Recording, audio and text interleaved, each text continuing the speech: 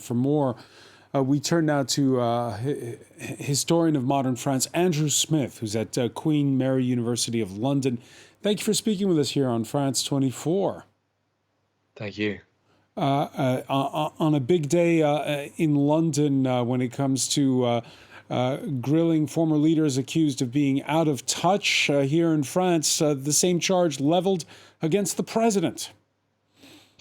Absolutely. An isolated president, a weakened prime minister, and the streets alive with protest. I think this is really an interesting moment, and that interview was a real watershed moment in some ways, because I think there was lots of moments. It was quite a tense interview where the journalists were trying to give Emmanuel Macron these bridges to cross. You know, is there something you could say to appease people that are angry? What do you say to kind of calm people down? And actually, what we got from Macron was really a very simple promise. You know, there was no reshuffle, there is no referendum, and there is no return to the polls because of a dissolution of parliament. So I think really Emmanuel Macron is, as you say, irresolute. He is, not going to compromise on this. This is something which he is driving ahead with. Never mind the polls. He doesn't face re-election. For him, this is something which is being done because it is right, regardless of the noise that he hears from the streets, the crowd, the mob, as he called it in that interview. A legitimate anger he spoke about. He did try to also say he'd like to reach out to the unions, but it seemed to be more over future reforms.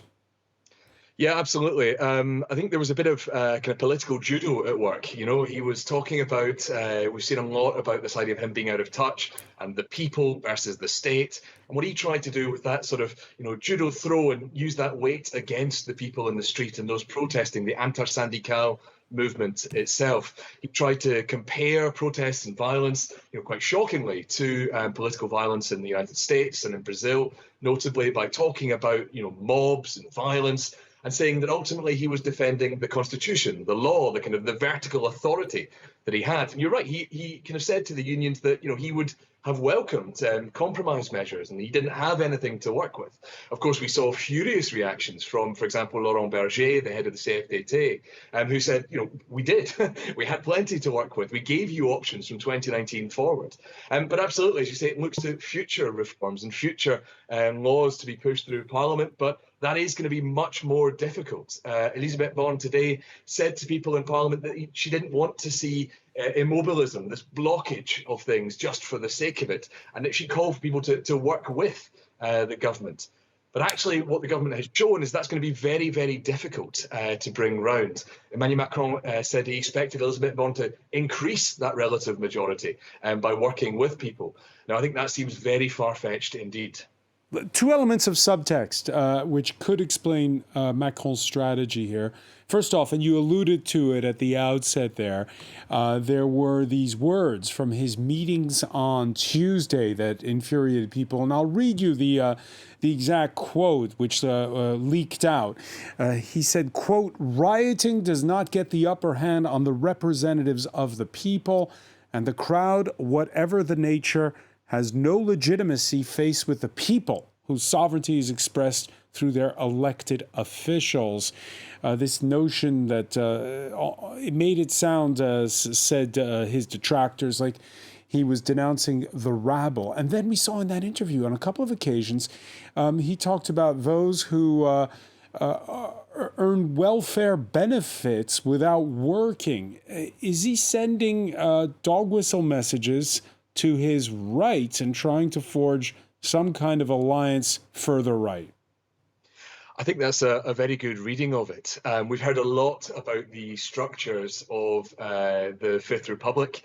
Of course, the Article 49.3 of the Constitution is one of those things that shores up the Republican monarchy at the heart of this kind of very vertical power of the Fifth Republic. And exactly the kind of things you're talking about there sound a lot like President Charles de Gaulle's response to May 68 and the streets alive with protest and barricades and this move against it. Instead, we saw there an appeal to calm, an appeal to the forces of order. an appeal for people to step back from violent protest and rabble and all the rest.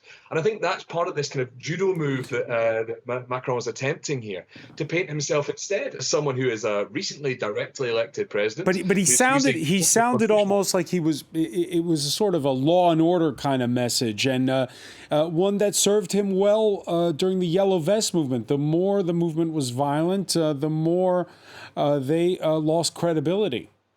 Yeah, absolutely. I think it's the same playbook. It's the same response.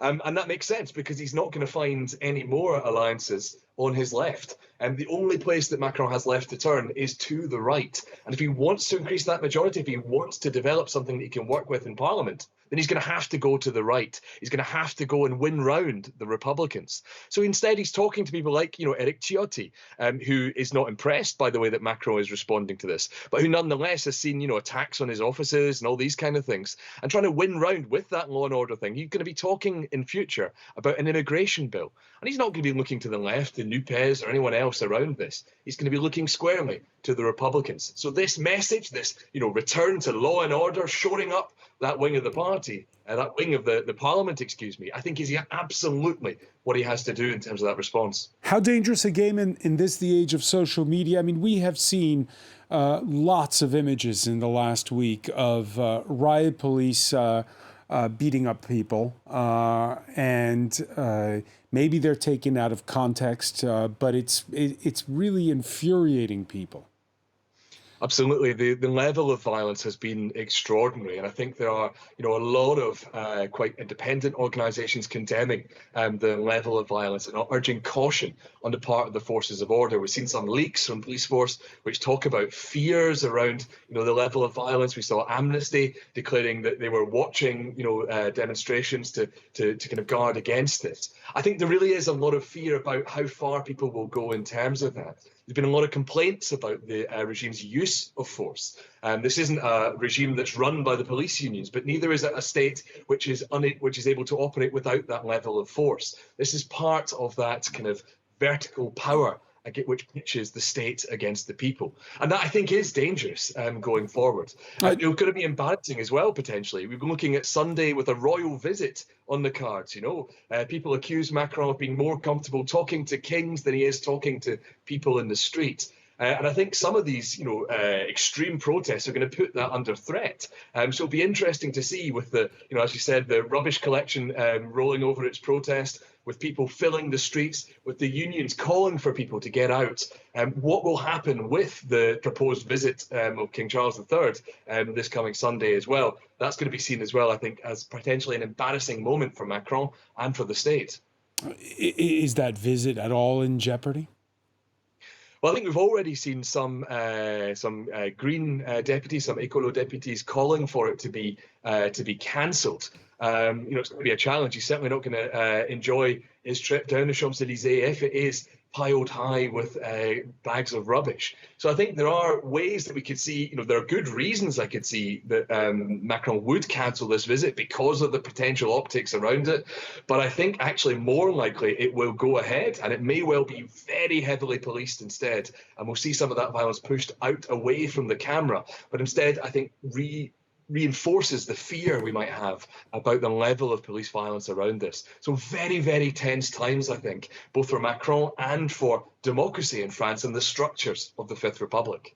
All right, and we shall see when Emmanuel Macron welcomes King Charles to Versailles on Sunday. Many thanks for that, Andrew Smith from Queen Mary.